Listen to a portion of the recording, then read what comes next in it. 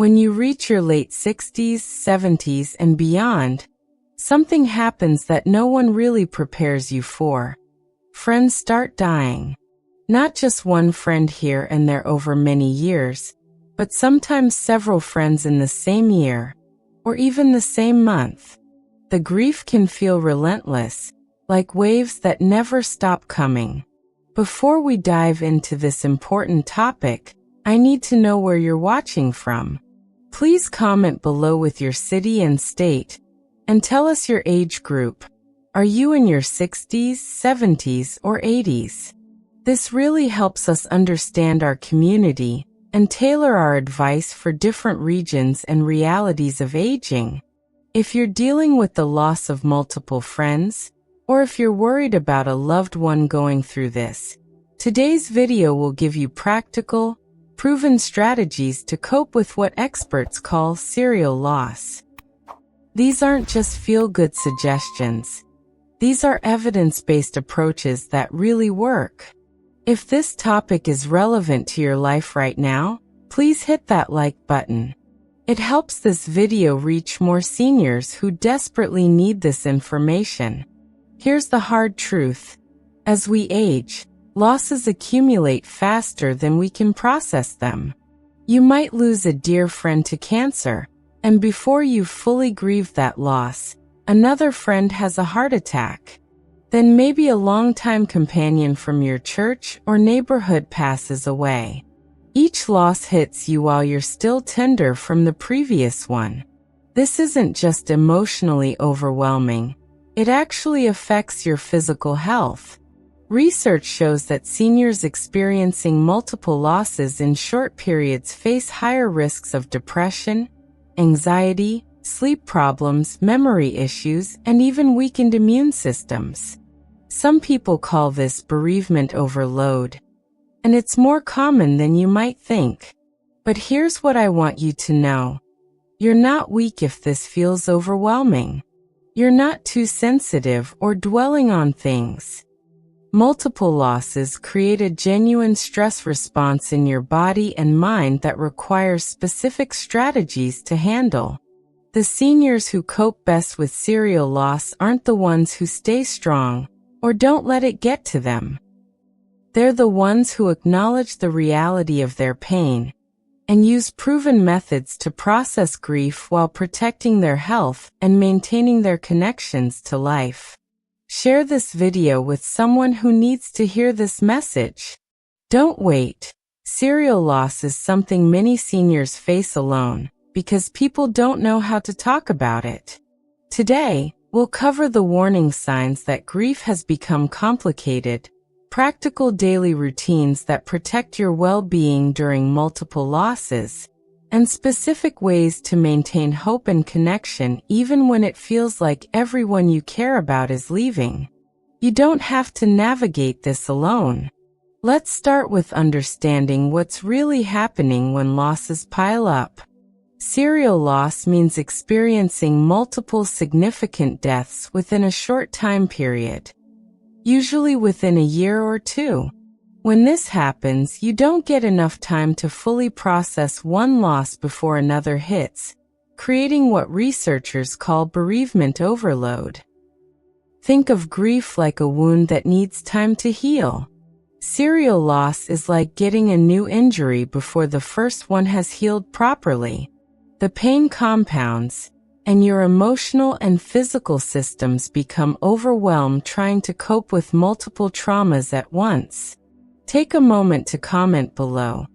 If you've experienced multiple losses recently, type multiple losses so others in our community know they're not alone. Sometimes just knowing others understand makes a difference. Here's what happens in your body during bereavement overload. Your stress hormones stay elevated for extended periods, which disrupts sleep, appetite, and immune function. Many seniors report feeling exhausted all the time, getting sick more often, or having trouble concentrating. This isn't just getting old. This is your body responding to repeated trauma. The emotional impact is equally real. You might feel numb one day and overwhelmed the next. You might find yourself avoiding social situations because they remind you of friends who are gone, or because you're afraid of hearing about another loss. Some people report feeling guilty for being alive when so many friends have died. Research from the American Journal of Geriatric Psychiatry shows that seniors experiencing serial loss face significantly higher rates of complicated grief, depression, and anxiety. But the same research also shows that with proper support and coping strategies, most people can work through multiple losses without developing long-term mental health problems. If learning about the science behind grief helps you understand your own experience, please share this video. Knowledge reduces fear and isolation. The key insight from grief research is that bereavement overload affects everyone differently. Some people become withdrawn and stop engaging in activities they used to enjoy. Others become hyperactive, trying to stay busy to avoid feeling the pain. Both responses are normal, but both can become problematic if they continue for many months without relief.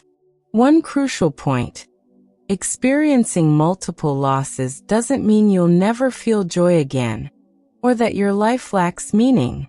It means you need specific tools to process complex grief while maintaining your physical and emotional health.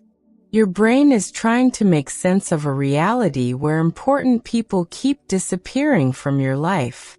This is genuinely confusing and frightening for the human mind, which is why grief can feel so disorienting during periods of multiple loss.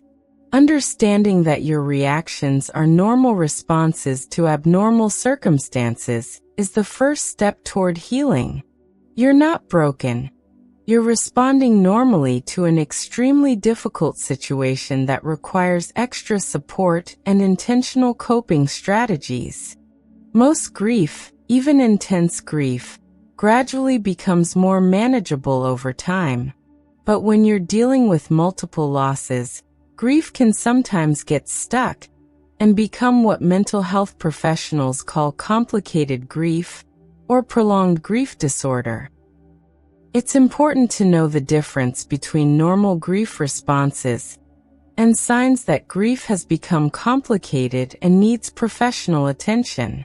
Normal grief, even after multiple losses, typically includes periods of intense sadness mixed with moments of relative calm or even happiness.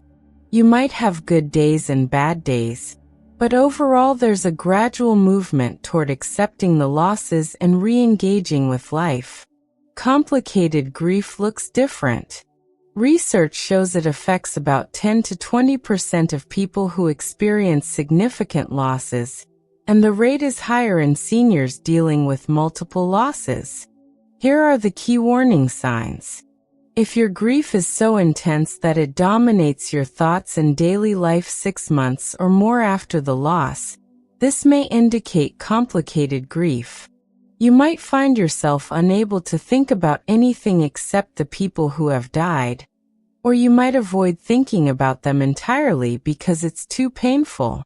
Other signs include persistent feelings that life is meaningless without the people who died, inability to trust or connect with surviving friends or family, extreme anger or guilt about the deaths, feeling like part of yourself died with your friends, or inability to engage in activities that used to bring you pleasure. Physical warning signs include significant weight loss or gain, chronic insomnia, frequent illnesses, persistent fatigue that doesn't improve with rest, or new or worsening health problems that doctors can't fully explain.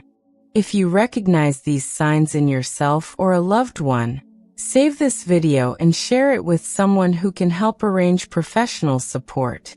Complicated grief is treatable, but it rarely improves on its own.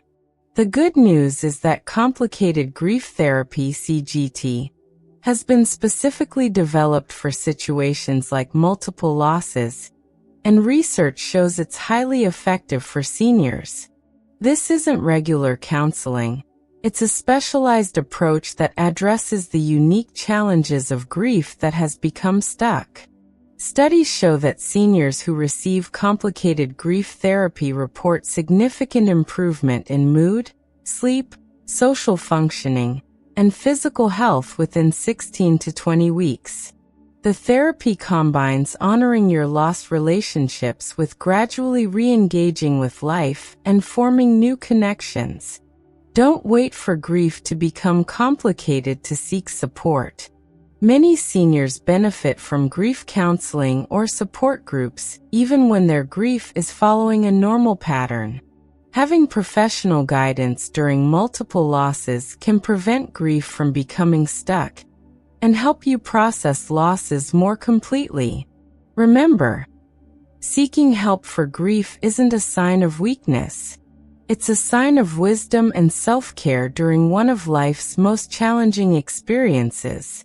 Research on grief recovery has identified a powerful approach called the dual process model that's particularly effective for seniors dealing with multiple losses. Instead of focusing only on grief work, this approach balances two essential paths: honoring your losses and rebuilding your life. Think of these as two tracks running side by side. On one track, you do the important work of grieving, feeling your emotions, sharing memories, and honoring the people you've lost. On the other track, you focus on restoration, taking care of yourself, maintaining routines, and gradually re-engaging with activities and relationships.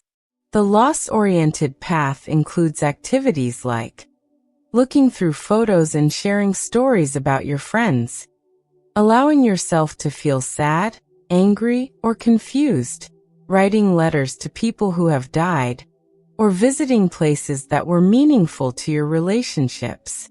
This isn't about getting over your losses. It's about processing them fully, so they become integrated into your life story rather than remaining as sources of ongoing trauma. The restoration-oriented path includes maintaining basic daily routines like regular meals and sleep schedules, engaging in physical activities appropriate for your fitness level, learning new skills or hobbies, making plans for the future, and gradually building new social connections. If you're implementing both paths successfully, share this video with someone who might benefit from this balanced approach. Many people focus on only one path and get stuck. The key insight from grief research is that healthy grieving involves moving back and forth between these two paths. You might spend a morning looking at old photos and crying, loss-oriented, then spend the afternoon working in your garden or calling a surviving friend, restoration-oriented. This oscillation is normal and healthy. Problems arise when people get stuck in only one mode. Some people become consumed with grief work and never re-engage with life. Others jump immediately into staying busy and never properly process their losses. For seniors dealing with multiple losses, this dual process approach is especially important because the restoration activities help build resilience for processing additional losses that may occur. Practical examples of balancing both paths. You might dedicate Sunday mornings to remembering friends who have died, looking at photos, sharing memories, or visiting the cemetery. The rest of Sunday, you focus on restoration activities like preparing meals for the week, connecting with surviving friends, or engaging in hobbies. Or you might allow yourself to grieve deeply for 20 to 30 minutes each day. Then shift your focus to one restoration activity like taking a walk, calling someone, or working on a project. The dual process model helps prevent both emotional overwhelm and emotional avoidance. By intentionally moving between grief work and life rebuilding, you honor your losses while protecting your future well-being. This balanced approach is particularly effective for seniors because it acknowledges the reality of loss while maintaining hope and engagement with life. When you're dealing with multiple losses, maintaining basic daily routines becomes both harder and more crucial for your health.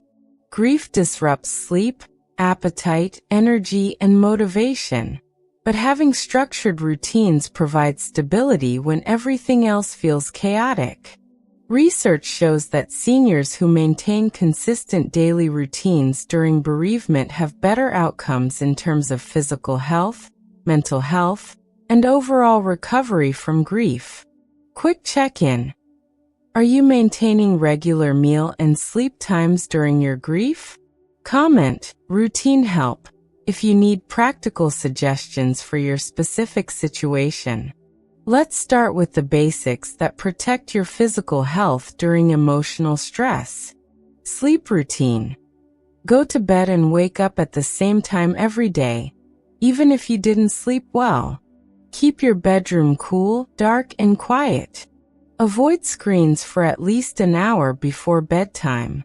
If you can't fall asleep, get up and do a quiet activity like reading until you feel drowsy. Eating routine. Plan 3 meals at regular times, even if you don't feel hungry. Grief often suppresses appetite, but your body needs consistent nutrition to cope with emotional stress. Keep simple, nutritious foods on hand like yogurt, soup, whole grain bread, and fruit. If cooking feels overwhelming, consider meal delivery services or ask friends to help with meal preparation. Movement routine. Aim for at least 15 to 20 minutes of gentle physical activity daily. This could be walking around your neighborhood, doing chair exercises, or simple stretching. Movement helps process stress hormones and improve sleep and mood. Don't worry about intensity. Consistency matters more than duration. If you've found a routine that helps during difficult times, share this video and comment what works for you. Your experience might help someone else. Beyond physical routines, emotional and social routines provide structure for processing grief. Daily connection. Make contact with at least one person every day, even if it's just a brief phone call, text message, or wave to a neighbor. Isolation makes grief more difficult and prolonged. Meaningful activity. Engage in at least one activity daily that provides a sense of purpose or accomplishment. This could be tending plants, reading, writing in a journal, working on a puzzle, or helping someone else in a small way. Mindfulness routine. Spend 5 to 10 minutes daily on intentional relaxation. This could be deep breathing, meditation, prayer, or simply sitting quietly and observing your surroundings without judgment. The key is starting small and being consistent rather than ambitious. If you can't manage a full routine initially, pick just one element, like eating breakfast at the same time each day, and build from there. Many seniors find it helpful to write their routine down and check off completed items. This provides a visual reminder of self-care accomplishments during a time when everything might feel difficult. Remember that routines during grief aren't about being productive or impressive. They're about providing your body and mind with the stability needed to process loss while maintaining basic health and functioning. Be patient with yourself as you establish these routines. Some days will be harder than others, and that's completely normal during grief. During multiple losses, your remaining social connections become absolutely crucial for your survival and recovery. Research consistently shows that seniors with strong social support systems cope better with grief and have lower rates of complicated grief, depression, and physical health problems. But here's what many people don't understand. Maintaining social connections during grief requires intentional effort because grief naturally makes you want to withdraw from others. Let's hear from our community. Comment your age and state, and tell us. Do you have at least 3 people you can call when you're having a difficult day? This information helps us understand what kind of content would be most helpful. After losing multiple friends, your social circle has literally shrunk. The people who used to call you, invite you places, and share daily conversations are gone. This means you have to be more proactive about maintaining connections with surviving friends and family members. Research from the University of Michigan found that seniors who maintained regular contact with friends during bereavement had significantly better mental and physical health outcomes than those who became socially isolated. Here's how to maintain and build social connections during grief. Reach out regularly. Don't wait for others to call you. Make it a goal to contact at least one person daily, even if it's just a brief conversation. Many people want to support you but don't know what to say, so they avoid calling. Take the initiative. Be honest about your needs. Let people know specifically how they can help. Instead of saying, "I'm fine," when you're not, try saying, "I'm having a tough day. Would you be able to talk for a few minutes?" Or, "I could use some company this afternoon." If you found ways to stay connected during difficult times, please share this video with someone who might be struggling with isolation during grief. Join or create new social connections. Consider grief support groups, senior center activities, faith communities, or hobby groups. Online groups can be especially helpful if mobility or transportation is an issue. The research shows that both family support and friend support serve important, but different functions during bereavement. Family members often provide practical help and long-term emotional support, while friends often provide companionship and opportunities for enjoyment that help with emotional recovery. Don't neglect existing relationships because you're grieving. Some seniors withdraw from surviving friends because social activities remind them of people who are gone. While it's normal to need some time alone, complete social withdrawal usually makes grief worse rather than better. Consider becoming a support person for others. Many seniors find that helping other people who are grieving or facing challenges provides meaning and connection during their own difficult times. This could involve volunteering, reaching out to other lonely seniors, or simply being available to listen when others need support. Remember that rebuilding your social connections after multiple losses takes time. You're not trying to replace the irreplaceable friends you've lost. You're creating new sources of companionship and support that honor your need for human connection, while acknowledging that these relationships will be different from what you had before. When you're dealing with multiple losses, traditional funeral and memorial services often aren't enough to help you process all the grief you're carrying. Creating personal rituals, simple, meaningful activities you can repeat, helps your mind and heart make sense of multiple losses over time. Rituals provide structure for grief and give you concrete ways to honor your friends while also helping you move forward with your own life. The key to effective grief rituals is making them simple enough to repeat regularly, but meaningful enough to provide genuine comfort. Here are proven approaches that work well for seniors dealing with multiple losses. Weekly memorial time. Set aside the same time each week, maybe Sunday morning or Wednesday evening, to remember friends who have died. You might look through photos, read old letters, light a candle, or simply sit quietly and think about specific memories. Having a designated time prevents grief from taking over your entire week, while ensuring you don't avoid processing your losses. Memory sharing. Call or visit with other people who knew your friends and share specific stories or memories. This serves two purposes. It helps you process your grief by talking about it, and it helps preserve the memory of people who were important to you. If memorial rituals have helped you, share this video with someone who might need ideas for honoring their own losses. Physical memorials. Create something tangible to honor multiple friends. This could be a photo album, a garden area with plants that remind you of different people, or a memory box with items that belong to various friends. Having something you can see and touch helps make the memorial process more concrete. Service rituals. Do something in honor of your friends that helps other people. This could be volunteering for causes they cared about, donating to charities in their memory, or helping other seniors who are lonely or struggling.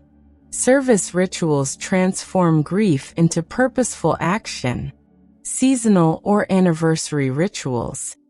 Mark birthdays, death anniversaries, or holidays with specific activities that honor your friends. This could be as simple as eating their favorite food, visiting a place you enjoyed together, or doing an activity they loved. Writing rituals. Write letters to friends who have died.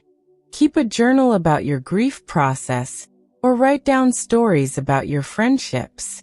Writing helps you process emotions while preserving memories. The important thing about rituals is consistency rather than perfection. A simple 5-minute ritual practiced weekly is more helpful than an elaborate ceremony you only do once. Many seniors find it helpful to combine individual rituals with group rituals. You might have a personal memorial time each week, and also attend a monthly grief support group or memorial service. Remember that effective rituals acknowledge both the sadness of loss and the gratitude for having known these special people. The goal isn't to stop missing your friends. It's to find ways to carry their memory forward while continuing to engage with your own life. When you're dealing with multiple losses, the people around you, surviving friends, family members, neighbors, often don't know what to say or how to help. Having honest conversations about your needs and their concerns can prevent misunderstandings and strengthen your support system during this difficult time. Many well-meaning people avoid mentioning your losses because they're afraid of making you sad, not realizing that you're already sad, and would appreciate acknowledgement of your grief. Let's get practical. Comment your age and location and tell us, what's the most helpful thing someone has said to you during grief? Your answer might help other people know how to support someone they care about. Here are specific conversations to have with different people in your life. With surviving friends, be honest about how grief is affecting you, but also reassure them that you value their friendship. You might say, "I'm struggling with losing so many friends lately, and sometimes I feel sad even when we're together. That's not about you. It's about my grief. I really appreciate that you're still here, and I don't want my sadness to push you away." With family members, let them know specifically how they can help without taking over your life. Try, "I'm dealing with a lot of grief right now, and some days are harder than others. I'd really appreciate if you could check in with me regularly, maybe a quick call twice a week. And if I seem more emotional than usual, please know that it's normal grief, not something you need to fix." If clear communication has helped your relationships during grief, please share this video. Many people struggle with these conversations and need practical examples. With acquaintances and neighbors, you don't owe anyone a detailed explanation of your grief, but having a simple response ready helps avoid awkward situations. Something like, "I've lost several close friends recently, so I'm going through a difficult time. I appreciate your understanding if I seem less social lately." With healthcare providers, Be specific about how grief is affecting your physical health. Say things like, "I've experienced multiple losses recently, and I'm having trouble sleeping/eating/concentrating. I want to make sure we address both the emotional and physical aspects of what I'm going through." Conversations about practical concerns. Don't hesitate to discuss practical matters that worry you during grief. You might say, "Losing so many friends has made me think about my own mortality and future planning. Can we talk about making sure my affairs are in order?" Setting boundaries. Some people will give unwanted advice about grief or try to rush your healing process. Practice responses like, "I appreciate your concern, but I'm working through this at my own pace, or everyone grieves differently, and this is what works for me right now." The key to these conversations is being honest without overwhelming people, and being specific about what you need without expecting mind reading. Remember that most people genuinely want to help but don't know how. By having these direct conversations, you're actually giving them a gift, the knowledge of how to support you effectively. Many seniors worry that they're too old to use technology for staying connected during grief, but research shows that even basic technology skills can significantly reduce isolation and provide access to support during difficult times. You don't need to become a technology expert.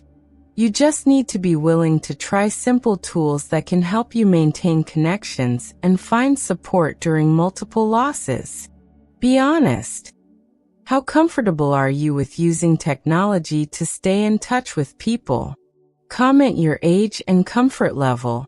Your experience might encourage someone else to try. The most important technology tool for grieving seniors is simply the telephone, but use more intentionally. Consider setting up regular phone dates with surviving friends or family members. Having scheduled calls gives you something to look forward to and ensures regular social connection.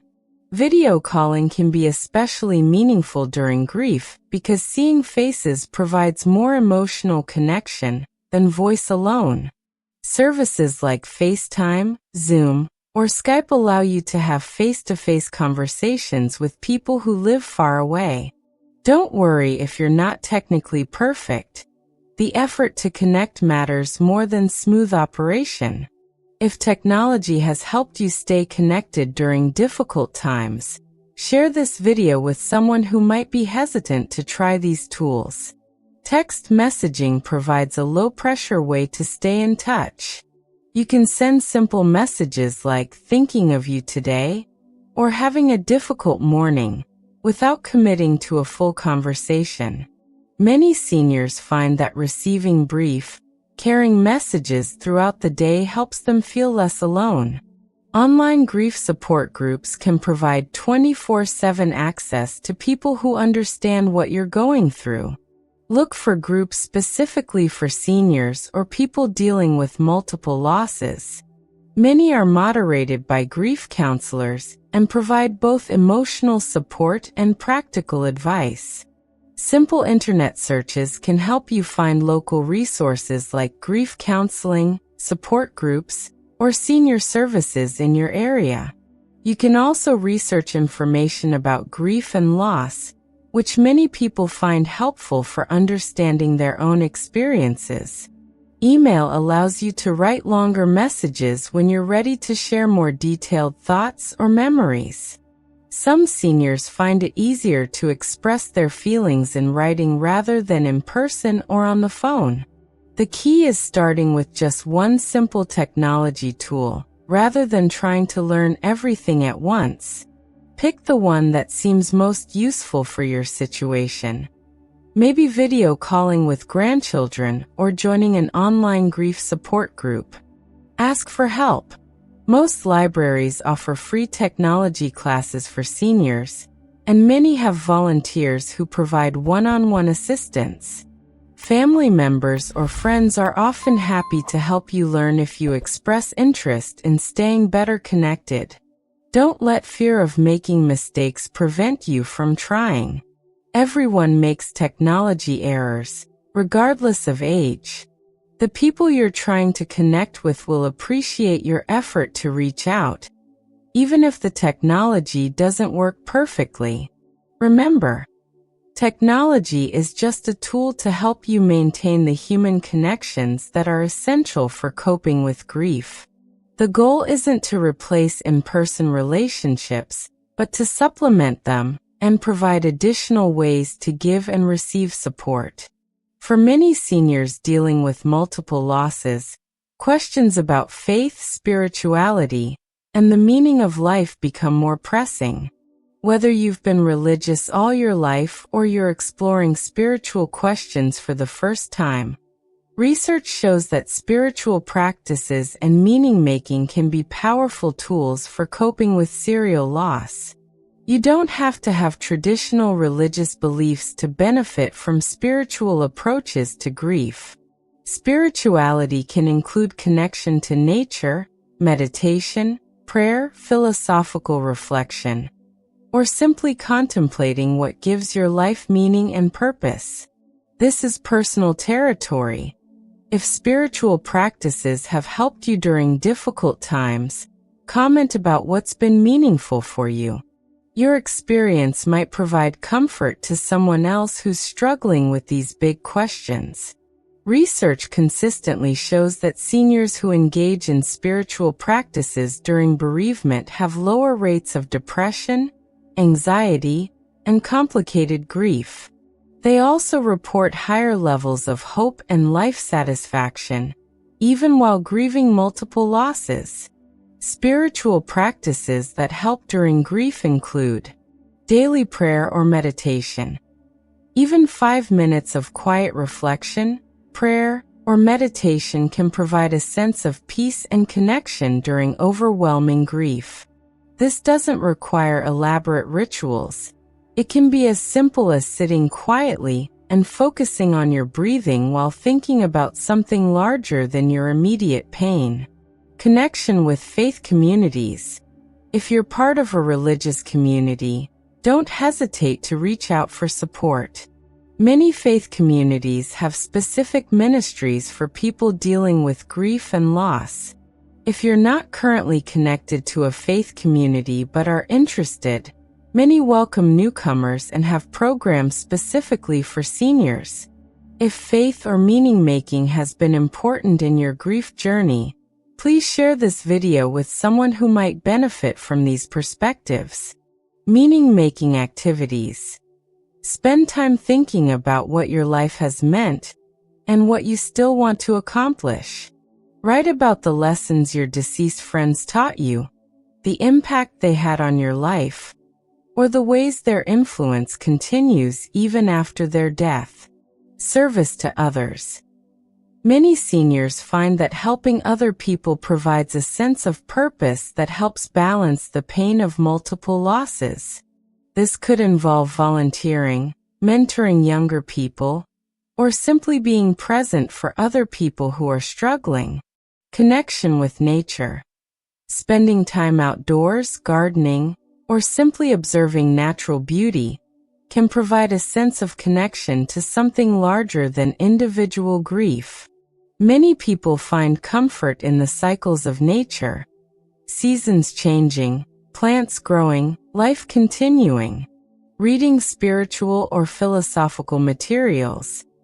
Books, articles, or videos that explore questions about life, death, meaning, and purpose can provide perspective during grief.